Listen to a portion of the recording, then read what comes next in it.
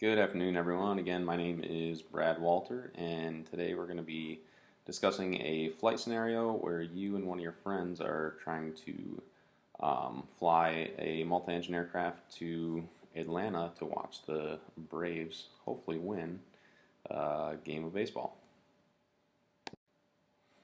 All right, for the flight routing, you're going to be flying from KBQK, which is Brunswick Airport in Georgia, and flying from there up to KHMP, which is Atlanta Speedway Airfield. It's just south of Atlanta, but still underneath the Bravo Shelf up there in Atlanta. It's approximately 200 nautical miles with your routing of flight, and in a Piper Seminole PA-44, that should take you about an hour and a half flying at a cruise altitude of about 8,000 feet. You're a private pilot with a multi-engine rating. You're flying with a friend to watch the Braves play, and you're also your boss. This is your boss's plane, and he's letting you take it because he wants you to drop off a business proposal as well at one of the field offices up there near Atlanta. So that's what the flight entails, and it should be, weather's looking good, so it should be a good day VFR flight on both legs. We'll say you're flying a day on the way up there, get there before the game, and then after the game the next day you're going to be flying back. As with any flight, you want to make sure you do some very thorough pre-flight planning. Make sure you cover all your checklists, the aero checklist, check over all the aircraft and documents. I'm assuming that you are familiar with the plane since it's your boss's and it's the company plane that you work for. So hopefully you're familiar with the plane and its avionics setup. Go through your PAVE checklist as well. Make sure everything is tracking. Weight and balance. There's a pretty good size useful load in the Piper Seminole, so you should be fine with just you, your passenger, and then your business proposal and plenty of fuel to get up there. Thoroughly work through all your pre-flight items and make sure you're not missing anything. You have good runways. You got an 8,000 foot runway at Brunswick, and then 5,500 foot runway up at Atlanta Speedway. So that should be fine. Parking's not an issue. Getting fuel when you're there is not an issue. And it said that the weather's VFR, so it should be a great flight on the way up there and back.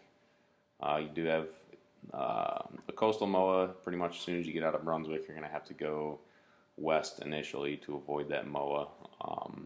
But other than that, it should be a good flight. You're staying under the Bravo Shelf, so you shouldn't have to worry about flying into Bravo airspace. As far as fuel, my calculations for fuel, I would ensure that I have at least 40 gallons for this trip. You're going to be burning approximately 18.6 for the route of flight, and I like to give a good buffer for fuel reserve, so I added another 10 gallons or 9.3 gallons for that, and then also your taxi and run up, you're going to be burning approximately 3 gallons. So I would just round up, go to about 40 gallons for your total fuel for the flight. To make this flight as safe and efficient as possible, you want to make sure you're utilizing all your resources. So you could just take off VFR and not talk to anybody. They're both non-towered airports, so you could legally not talk to anyone the whole way up there, but I strongly recommend having a VFR flight plan on file and at a minimum requesting flight following so you can get a unique squawk code and have ATC keeping eyes on you and helping you watch out for traffic all the way up there. Make sure you have all your nav aids set up prior to taking off. That way you're not trying to fumble around with your with any of your Garmin systems that you have on the plane.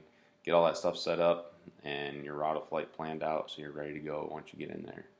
If your friend's comfortable and they're not nervous about flying, absolutely have them assist. Have them looking out for traffic for you.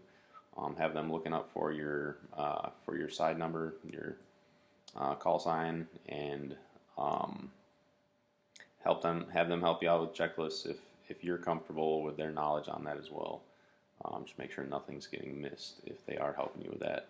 And then obviously brief them on emergency procedures and give them a signal that you can use for letting them know that you need a sterile cockpit if you're getting radio calls or certain phases of flight.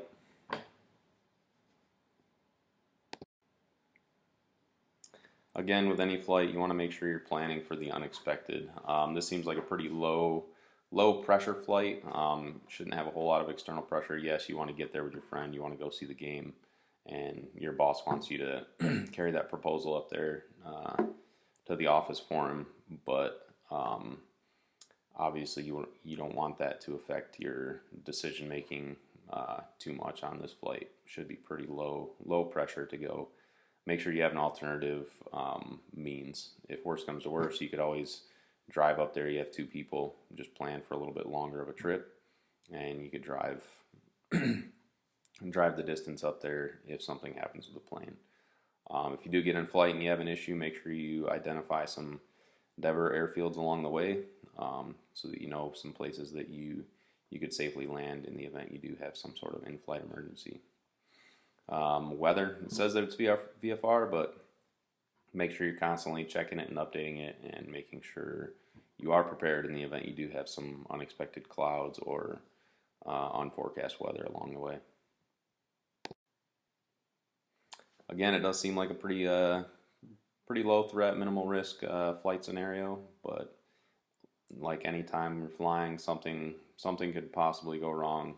It may go wrong, so just make sure you have a backup plan and you're prepared with your emergency procedures. Have them down pat and have a backup plan in case you want to, in case the aircraft gives you issues and you still want to make the trip. And as always, have fun and fly safe. And below are the references that I used to put this presentation together. Hope you all enjoyed. Thanks.